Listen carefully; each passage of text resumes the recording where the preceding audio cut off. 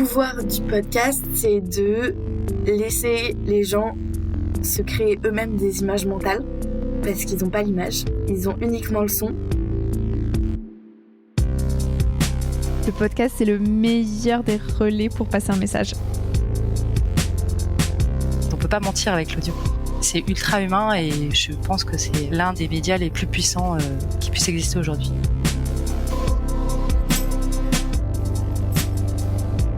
Bonjour et bienvenue dans le pouvoir du podcast. Vous avez lancé votre podcast ou vous envisagez de le faire, mais vous voulez être sûr qu'il sera intéressant, découvert et écouté par les personnes que vous voulez toucher.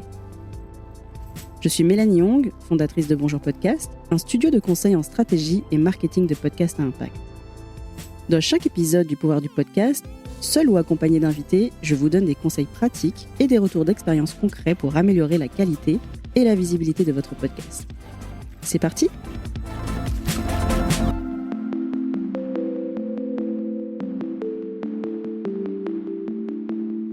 Le slogan de Bonjour Podcast, c'est « Changer le monde, un podcast à la fois ». Parce que vous l'avez sûrement compris si vous écoutez le podcast depuis le début, mais pour moi, le podcast est un moyen de communication performant, mais aussi un média à impact. Alors, dans les épisodes interview, je vous propose d'entrer dans les coulisses de podcasts qui, selon moi, entrent dans cette catégorie. Et c'est le cas du podcast Femmes ambitieuses. Lancé en 2018 par Jenny Chamas, Femmes ambitieuses, c'est un podcast de coaching qui encourage les femmes à prendre le pouvoir de leur vie professionnelle. Il leur donne aussi les clés pour le faire. Il est destiné aux femmes leaders, qu'elles soient dirigeantes d'entreprise, entrepreneurs ou salariées à la tête d'une équipe. Il transforme la vie de milliers de femmes et contribue à encourager la parité au sein des organisations. Moi, je l'écoute depuis 2018, depuis son lancement, et je l'ai vu se développer, se transformer d'année en année pour devenir aujourd'hui la référence du leadership en France. Alors, pourquoi avoir lancé ce podcast ? Comment Jenny Chamas l'a-t-elle développé ? Avait-elle une stratégie ? Laquelle ? Qu'est-ce que le podcast lui apporte ? Comment le fait-elle évoluer après 5 ans et plus de 200 épisodes ? C'est tout ce dont on a parlé avec Jenny et que j'ai le plaisir de vous partager aujourd'hui.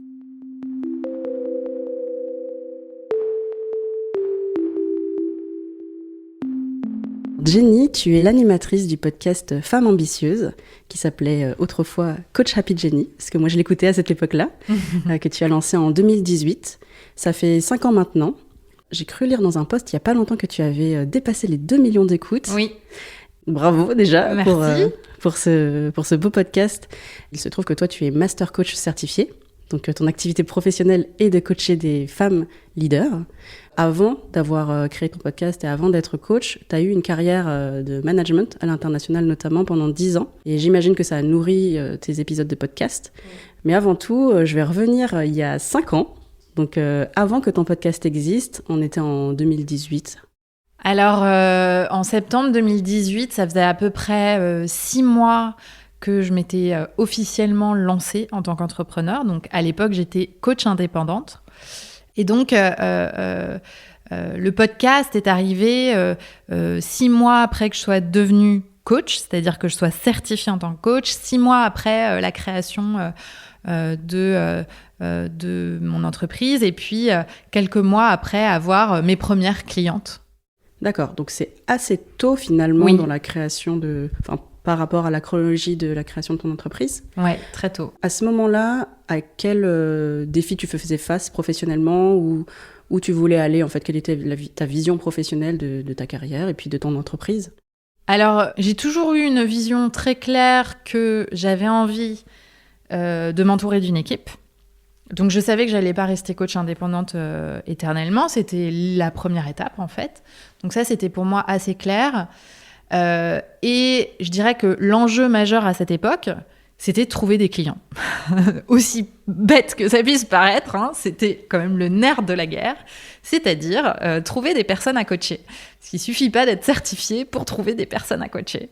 Et c'est comme ça qu'est intervenu le podcast. Enfin, c'est qu'il y a 2 choses. Il y a moi, pour me lancer dans l'entrepreneuriat, ce qui a été le déclencheur, ça a été l'écoute de 2 podcasts. Le premier, c'était La Poudre de Lorraine Bastide, qui est un podcast féministe que je recommande à toutes et à tous. Et puis, j'écoutais aussi Génération XX, le podcast sur les femmes entrepreneurs. Moi, j'avais toujours voulu être entrepreneur. Et c'est vrai que quand j'écoutais ces podcasts, en plus, j'étais enceinte de ma fille, j'ai vraiment eu le déclic que ça y est, c'était le moment pour moi, c'était le tournant. Donc, le podcast le média, en fait, en tant que tel, a eu un impact énorme dans ma vie, puisque ça m'a poussée à prendre une décision qui a changé la trajectoire de ma carrière. Et donc, quand je me suis lancée en tant que coach, ça a été après avoir aussi découvert une coach qui a été ma coach, puis ensuite la personne qui m'a formée en tant que coach, Brooke Castillo. Donc, je l'ai découverte à travers un podcast aussi, The Life Coach School. Et donc là, tu vois, ça faisait quand même pas mal d'indicateurs qui me disaient, globalement, c'est un média qui te parle beaucoup, probablement que tes futures clientes, elles vont l'écouter. Et c'est vrai que sur le marché à l'époque, il y avait Clotilde Dussoulier de Change ma vie, qui avait un super podcast qui existe toujours, mais qui était vraiment axé développement personnel, on va dire. Et donc, je me suis dit, en fait, il y a de la place pour moi, pour le développement professionnel et personnel. Et puis, c'est intervenu dans un contexte où je te dis, je cherchais des clientes et moi, ce dont j'avais besoin, c'est d'être visible, qu'on m'entende, qu'on entende ma voix, qu'on sache que j'existe en fait. Parce qu'il ne suffit pas d'être coach diplômé pour avoir des clientes. Encore faut-il que les gens sachent ce que tu fais, que tu es là, ce que tu proposes.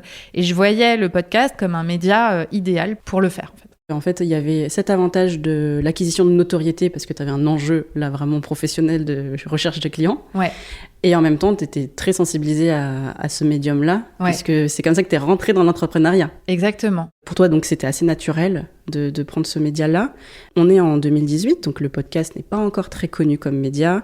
Est-ce que tu te dis, je vais tester, je vais voir comment on fait pour que ça prenne ? Comment tu as fait, en fait, pour te donner une stratégie qui puisse mener à tes objectifs de notoriété ? Alors, déjà, en fait, moi, j'avais surtout une stratégie, une tactique plus qu'une stratégie. C'est-à-dire que ma tactique, elle est née des conseils que j'ai reçus. C'était de publier avec constance. Donc, moi, j'avais choisi de publier 1 fois par semaine. C'était d'être accompagnée sur la partie technique, parce que clairement, c'est pas ma tasse de thé, dès le début. Je n'ai monté moi-même aucun épisode. Donc, j'ai investi là-dedans. Et c'était de partager mon expertise, qui au début était une expertise naissante en ce qui concerne le coaching, puisque j'étais jeune diplômée. En revanche, en ce qui concerne le leadership, ça faisait 10 ans que je m'exerçais à ça. Donc, j'avais pas mal de choses à partager. Voilà, donc ça, c'était ma tactique. Et j'avoue qu'au début, j'avais pas de stratégie long terme et pas de stratégie sur l'audience. Et en fait, moi, un peu naïvement, je pensais qu'une fois que le podcast allait sortir, bim, bam, boum, comme par magie, j'allais avoir de l'audience. Donc, vous avez compris à ce stade que je suis une grande marketeuse. J'étais à l'époque une grande marketeuse. Je n'avais pas compris qu'en fait, il fallait faire toute une stratégie autour. Bon, je l'ai très vite identifié. Quand je me suis rendu compte que l'audience était extrêmement faible. Et donc, c'est à ce moment-là aussi que moi, je me suis entourée d'une assistante qui m'a aidée à poster sur les réseaux sociaux, parler de mon podcast, créer une newsletter. Et puis, on a eu toute une stratégie de mise en avant. On a eu de la chance, en fait, la première année, j'ai été mise en avant sur Apple pendant 1 an. Et ça a énormément participé à l'augmentation de l'audience. Et puis, au fur et à mesure, on s'est un peu professionnalisé en étant plus stratégique sur les contenus que je partageais, sur aussi créer des interviews parfois, puisque c'était un podcast dans lequel moi j'interviens principalement, on va dire sur 80% des épisodes, j'interviens seule. Et puis on a ouvert et je dis on parce que je travaille en équipe, donc on a ouvert à des interviews. Au début, c'était des femmes leaders pour l'inspiration. Et puis, de plus en plus, on s'est intéressé aux expertes. Quel sujet d'expertise est complémentaire à ce qu'on fait et qui va apporter de la valeur à notre audience. Donc, voilà, ça s'est fait vraiment brique par brique. Et je pense que ça continue à se faire comme ça. Aujourd'hui encore, j'ai pas d'objectif chiffré sur l'audience. Évidemment, l'objectif, c'est de faire toujours mieux. mais je vise pas particulièrement plus 20, plus 30%, etc. L'objectif reste de faire de la qualité, d'apporter de la valeur et en fait d'aider les femmes qui nous écoutent à vraiment pouvoir apporter des transformations dans leur vie. Et je crois que ça, on y arrive plutôt bien. Et franchement, c'est pour moi la plus belle des réussites, plus que les 2 millions d'audience. C'est l'impact que ça a dans la vie des gens, en fait, qui écoutent. J'aurais jamais pensé que ça puisse avoir autant d'impact, en fait. C'est dingue, parce que je reçois beaucoup de messages et de témoignages. Et j'avoue que rien que d'en parler, ça me donne des frissons. Mais en fait, c'est ça que je voulais. Ouais, c'est ça qui te motive au quotidien. Ouais. Alors, tu as dit beaucoup de choses hyper intéressantes. Je vais revenir sur plusieurs sujets. Le premier, c'est que dès le début, tu avais cette vision d'équipe, ce qui n'est pas le cas de tout le monde. Hein. Certaines personnes préfèrent être solopreneur, freelance. Toi, tu avais une vision d'équipe. Tu avais aussi une vision assez ambitieuse. Alors, ça porte bien son nom, du coup, ce podcast Femme ambitieuse. Tu as collaboré avec un monteur. Tu as collaboré avec quelqu'un pour la stratégie de communication assez rapidement. Ouais. Donc, tu as créé une équipe autour d'un podcast qui, au début, était naissant. Est-ce que tu avais des attentes en termes de, idéalement, j'aimerais que ça me permette d'avoir tel objectif de notoriété, de nombre de clients? Oui, effectivement, et j'ai complètement omis de préciser ça, qui est probablement principalement le premier objectif, c'était que à l'époque, donc mon but c'était de trouver des clientes, et en fait, mon objectif avec le podcast, c'était de créer des leads. Leads ensuite que j'espérais bien convertir en tant que cliente. Si tu veux, moi j'avais des objectifs de nombre de clientes par an, et je ne définissais pas à l'intérieur combien allait venir du podcast. Mais oui, effectivement, c'était vraiment le but. D'ailleurs, à la fin de chaque podcast, il y a un call to action qui renvoie vers mon programme de coaching, et ça, c'est toujours le cas. Et oui, donc ça, c'était vraiment le but. Et c'est d'ailleurs pour ça que j'ai assez facilement investi dans ce podcast. La personne qui édite le podcast, dès le début, je l'ai payée. Et puis ensuite, l'assistante, évidemment, rémunérée également. Et donc, c'était quand même un investissement pour une entreprise naissante. C'était un investissement non négligeable, très clairement. Mais que j'ai jamais regretté parce que le podcast a effectivement et contribue encore aujourd'hui à générer du chiffre d'affaires. C'est très difficile de distinguer quelle est la part de chiffre d'affaires qui vient du podcast, parce qu'évidemment, on communique sur différents canaux et de différentes façons. Et donc, c'est un mélange de tout. Mais en tout cas, oui, ça a toujours été une stratégie très claire. Et les résultats, du coup, étaient à la hauteur de ce que tu attendais? Ouais. Oui, parce que très clairement, en fait, il faut savoir que quand on est coach, on noue une relation intime avec les personnes qu'on coach. Donc, ça demande une grande confiance mutuelle. Et c'est vrai que le podcast permet de créer une intimité avec les gens qui nous écoutent. Alors, c'est très drôle de voir que quand j'ai des prospects au téléphone et qu'elles entendent ma voix, elles me disent « Oh là là, Jenny, j'ai l'impression de déjà vous connaître depuis tant de temps. C'est trop marrant d'entendre votre voix en vrai. » Et en fait, du coup, pour moi, c'est assez évident que, en tout cas, je sais que une grande partie des clientes qui travaillent avec mon équipe et moi sont des personnes qui ont écouté le podcast et qui l'écoutent encore. Oui, donc sans avoir de chiffre, de pourcentage, parce que c'est très difficile de savoir qui vient du podcast, etc. C'est vrai que ça permet de créer cette relation de confiance, surtout dans ce métier très humain. Tout à fait. Et puis, il n'y a pas de surprise sur ma personnalité ou sur mon style de coaching, même si je coach pas dans le podcast, mais quelque part, quelqu'un qui adore le podcast va normalement adorer le coaching. Et quelqu'un qui n'aime pas le podcast ne deviendra jamais cliente. Et c'est OK. Oui, ça permet aussi d'attirer les personnes qui correspondent, qui te correspondent. Tout à fait. À travers même tes valeurs, ce que tu dégages en termes de féminisme, inclusion, etc. Donc c'est ça qui est super avec le podcast.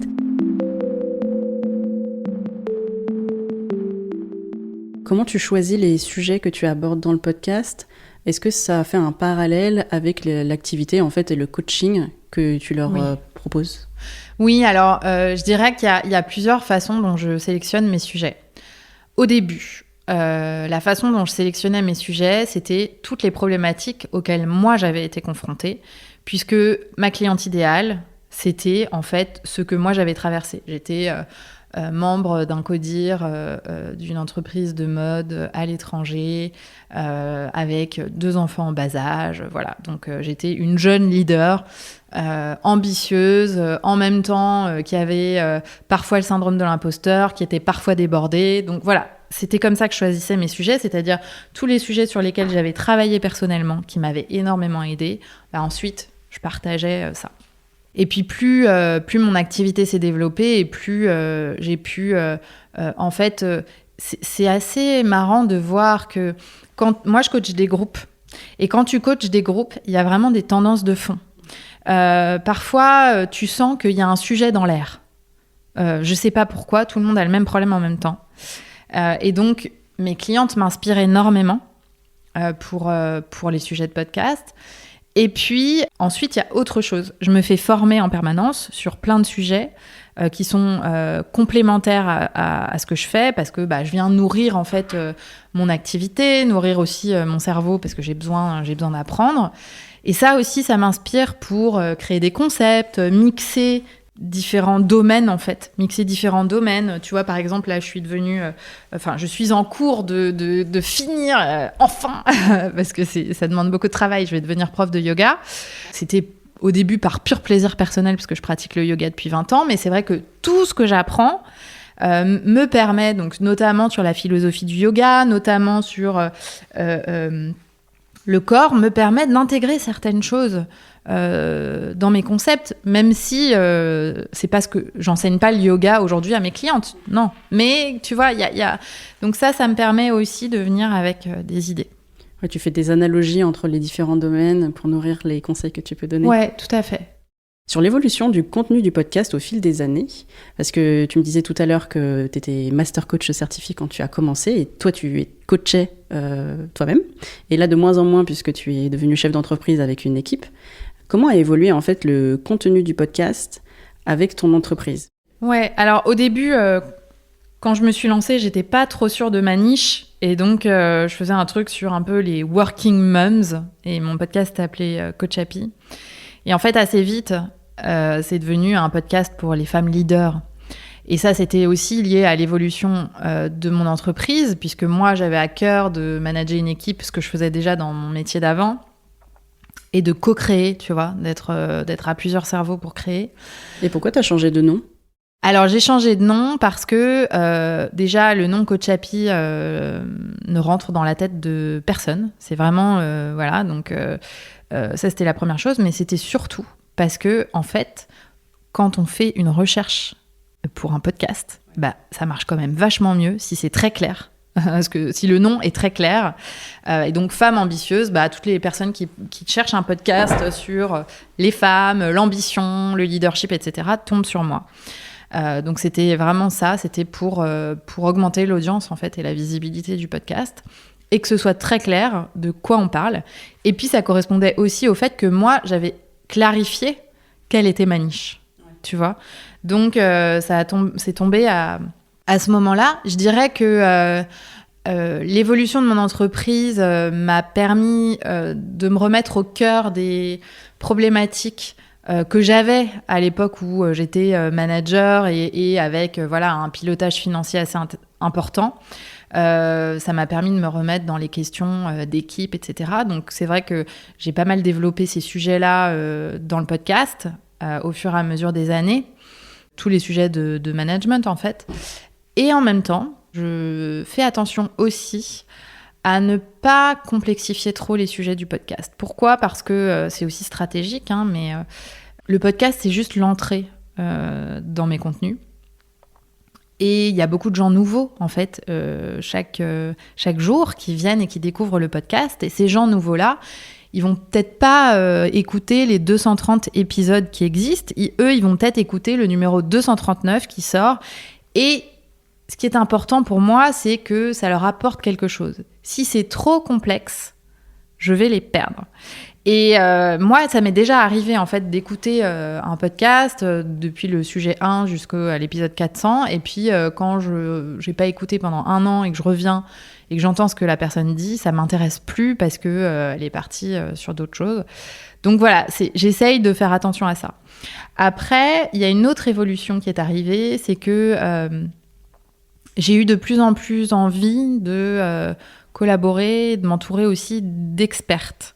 Donc au début, j'avais ouvert par pure envie de rencontrer certaines personnes. J'avais ouvert les interviews en me disant, bah voilà, j'avais envie de permettre aux personnes qui nous écoutent d'avoir des sources d'inspiration réelles. Donc pas juste être focalisé sur des conseils de coaching, mais aussi dire, bah, dans la réalité, comment ça se matérialise chez quelqu'un. Donc et en même temps, c'était pour moi l'occasion d'inviter des femmes qui m'inspirent, que j'aurais peut-être jamais rencontrées par ailleurs, mais comme je les invite sur mon podcast, bah, elles acceptent et du coup je les rencontre. Donc ça c'était fun. Et ensuite l'étape d'après, ça a été de se dire ok, il y a des sujets qui sont des sujets hyper importants pour les femmes que j'accompagne, pour mes prospects. Et en même temps, ces sujets-là, je les coach au quotidien. Mais il y a aussi beaucoup d'expertes qui peuvent apporter une lumière sur ça. Et donc, c'est comme ça que j'ai commencé à faire des séries de quelques épisodes. Donc, on a fait une série sur le leadership inclusif et sur les leaders issus de la diversité. On a fait une série sur le leadership et la maternité. Et puis, on a d'autres idées en cours sur d'autres séries qui vont venir un peu plus tard. Donc, ça me permet aussi d'alterner, ça me permet de venir apporter de la valeur. Et tu vois, l'évolution avec mon entreprise, c'est que moi, j'ai de plus en plus envie de collaborer. C'est que ça fait 5 ans que j'entreprends et de plus en plus, je me rends compte de l'importance d'être bien entourée, à la fois par son équipe et aussi par d'autres entrepreneurs ou d'autres dirigeantes en interne qui vont venir me nourrir, en fait, m'inspirer, me challenger pour faire grandir l'entreprise. Donc, j'utilise à la fois ça pour apporter de la valeur aux personnes qui me suivent, à mon audience, quoi, et aussi pour moi me nourrir. Donc, c'est vraiment un gagnant-gagnant. Oui, c'est hyper intéressant parce que c'est une question que j'avais envie de te poser. Comment on se renouvelle quand on a fait 200 épisodes? Et justement, là, tu y réponds très bien puisque tu pars d'une envie personnelle, d'un plaisir de rencontrer des personnes et de les inviter, avoir ce prétexte, on va dire, du podcast pour faire une belle rencontre et partager cette rencontre avec l'audience. D'ailleurs, je me suis beaucoup reconnue parce que c'est exactement ce qu'on fait aujourd'hui. Je t'invite et ça me fait très plaisir de te rencontrer parce qu'on ne se connaît pas par ailleurs. Il y a d'autres invités que je connais dans la vie, mais là, c'est l'occasion en fait de te rencontrer, de faire, comme tu disais, on va dire un retour d'expérience concret dans la vie de ce sujet du podcast pour moi, mais toi du sujet du leadership, et en même temps de renouveler les sujets avec des experts qui vont apporter de la valeur. C'est pas juste un plaisir où on va parler de choses qui n'ont rien à voir avec le podcast, mais qui apportent de la valeur à ton audience, donc ça renouvelle aussi l'intérêt. Et moi j'avais beaucoup aimé la série dont tu parlais parce que leadership et inclusion, on n'en parle pas beaucoup. On sait comme de manière générale l'inclusion, c'est des jolies phrases, mais quand on veut parler concret et surtout dans le management, c'est difficile, c'est des sujets qui piquent un peu. Donc j'avais beaucoup aimé cette série-là et j'avais vu que tu avais fait un post en disant que il y avait un peu moins d'écoute que d'habitude, que c'était dommage. J'avais beaucoup aimé ton engagement sur le fait que tant pis, même s'il y a moins d'écoute, en fait, c'est important pour moi de le partager. Donc je te remercie en tout cas de faire des séries sur ces sujets-là. Avec joie. Et d'ailleurs, je voudrais ajouter un truc à ce sujet. Je pense que je l'ai pas partagé, mais c'est un truc qui est vraiment profondément en moi. C'est que le podcast, pour moi, enfin en tout cas Femme Ambitieuse, est vraiment un outil pour partager ma vision du monde. En fait, c'est une joie énorme d'avoir réussi à développer un podcast et je me dis, c'est un peu aussi une responsabilité. Tu vois, je me dis, en fait, j'ai un outil avec lequel je peux diffuser certains messages qui passeraient pas par ailleurs. Et donc, c'est pas toujours simplement au service de mon entreprise. C'est vraiment avec une vision à impact. Dans quel monde j'ai envie de vivre? Et du coup, qu'est-ce que je partage? Et donc, clairement, cette série-là, un jour, j'en ai rêvé. J'avais aussi... je savais avec qui je voulais le faire, Aïssata. Et en fait, voilà, c'est devenu réalité grâce à toutes les personnes qui ont participé à ce projet. Et vraiment, pour moi, ça, c'est hyper important.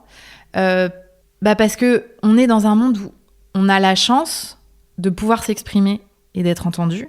Enfin, le podcast crée quand même de la place pour les femmes. Hein. Et je me dis, en fait, tu vois, il y a des personnes, des expertes que j'invite, parfois elles sont pas très visibles. Et en fait, moi je me dis, mais ce qu'elles font, c'est génial. Pourquoi elles sont pas visibles ? Ça leur donne aussi une plateforme. Et ça, pour moi, c'est hyper important. Je suis persuadée que le podcast est un média à impact. Mais ça m'amène à la deuxième aspect, je trouve, de ton podcast. D'un côté, tu as cette ambition pour ton entreprise, de développement, de notoriété, de clients, tout ce dont on vient de parler. De l'autre côté, tu as aussi, j'imagine, une vision de ta mission dans la société, de ta vie en général.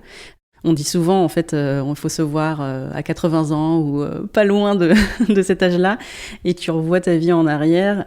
Qu'est-ce que tu aurais aimé accomplir ? Et dans ce cadre-là, en fait, comment le podcast t'y a aidé ? Ouais. Alors, clairement, quand je me vois à 80 ans, je me dis, je veux avoir participé à rendre le monde plus équitable, et notamment pour les femmes. Je veux que la société soit paritaire, parce que je considère vraiment que c'est un des facteurs qui va nous aider à faire face aux enjeux auxquels on fait face aujourd'hui. Les enjeux climatiques, les enjeux aussi politiques, économiques. Je pense qu'il y a beaucoup de choses qui doivent changer. Et je pense que ça ne peut pas passer sans la parité. Donc, moi, c'est à ça que je veux contribuer. C'est à ça que je contribue aujourd'hui avec mon entreprise. En particulier, la mission de mon entreprise, qui est aussi, du coup, la mission de mon podcast. Les deux sont liés. C'est d'aider les femmes à affirmer leur leadership et à gagner en confiance, en performance et en bien-être. D'aider les femmes à ça, mais aussi d'aider les entreprises à aider leurs talents féminins. Donc, on est vraiment dans...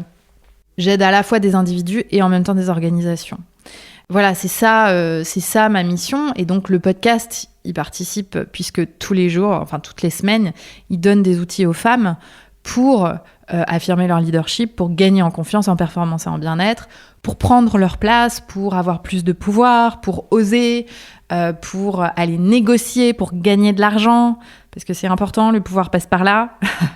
Voilà, donc c'est comme ça qu'il y répond. Quels sont les retours que tu as de tes auditrices ? Énormément de gratitude de mes auditrices, c'est-à-dire je reçois énormément de messages de remerciements en fait. Et c'est dingue, enfin, c'est vraiment des mails, des messages Instagram, des commentaires, merci pour tout ce que vous faites, merci pour tout le contenu, merci. Et puis, régulièrement, je reçois des témoignages. Merci parce que grâce à vous, j'ai osé demander une augmentation. Merci parce que grâce à vous, j'ai changé d'entreprise. J'ai enfin osé et je suis hyper heureuse là où je suis.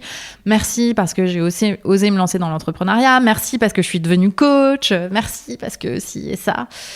J'ai enfin eu la conversation que je redoutais avoir avec un tel, une telle. Et ça n'a pas de prix. Et beaucoup de ces personnes-là ne seront jamais mes clientes. Et en fait, on s'en fout. Mais je me dis, waouh, si on peut avoir un impact comme ça dans la vie des gens et vraiment contribuer finalement à cette mission, c'est magique. Ouais, c'est très beau parce que tu as des personnes elles-mêmes le retour de l'impact que tu as pu avoir dans leur vie. Ouais. Donc c'est très touchant. Ouais.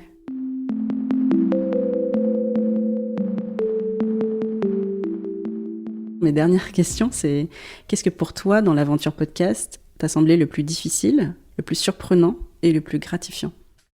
Alors, le plus difficile, ça a été de faire augmenter l'audience au début. Et puis, le truc de base, c'était m'entendre parler dans les premiers épisodes. Aïe, ça a été très dur. C'est toujours dur au début parce qu'on n'a pas l'habitude. Ouais, maintenant ça me semble normal, tu vois, 5 ans après, comme quoi faut oser parce que c'est normal d'avoir peur quoi au début. Mais c'est bien que tu le dises parce que peut-être que beaucoup de personnes se disent ça devait être naturel pour elles. Non, pas du tout. Donc en plus je détestais ma voix, enfin bon bref, l'enfer. J'ai dépassé ça. Donc ça, c'était le plus difficile. Ensuite, le plus surprenant, c'est ça que tu me demandais ? Le plus surprenant, c'est les retours des gens, en fait. Parce que, en fait, tu ponds quelque chose, tu le mets accessible, tu le rends accessible, tu le mets dans le monde, voilà.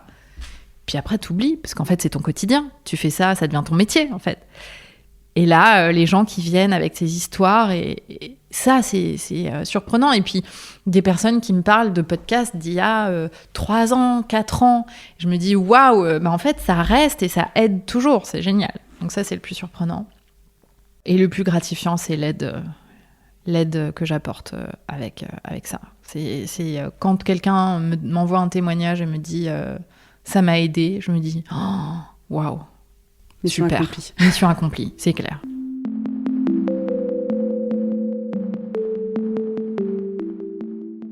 J'ai une dernière question. Ce podcast s'appelle Le pouvoir du podcast. Selon toi, quel est le pouvoir du podcast ? Pour moi, le podcast a plusieurs pouvoirs. Déjà, il a le pouvoir de créer de la connexion et de l'intimité entre le podcasteur et la personne qui écoute. Plus que beaucoup d'autres médias. Et d'ailleurs, je me demande même peut-être plus que la vidéo. Parce qu'il y a un pouvoir de la voix et de juste entendre la voix. Le deuxième pouvoir du podcast, c'est de donner la place à du contenu spécialisé et réaliste. Parce que en fait, on est totalement indépendant dans le choix de ce qu'on diffuse, ce qui n'est pas toujours le cas des médias. Et donc, voilà, il y a tellement de contenu spécialisé dans le podcast, c'est hyper utile pour des gens qui cherchent quelque chose de précis. Et enfin, et pas des moindres, moi je pense que le podcast contribue à donner une grande place aux femmes qu'elles ne peuvent pas trouver toujours par ailleurs. Et que comme c'est un médium sur lequel on a vraiment le temps de comprendre et connaître la personne qui nous parle, ça permet vraiment aussi de réaliser à quel point il y a des femmes puissantes et qui peuvent apporter beaucoup de valeur, de contenu, etc. Et donc je pense que ça contribue à une société meilleure. Merci beaucoup Jenny et merci d'être une de ces femmes puissantes qui contribuent à apporter de la valeur à travers le podcast. Merci à toi Mélanie pour l'invitation.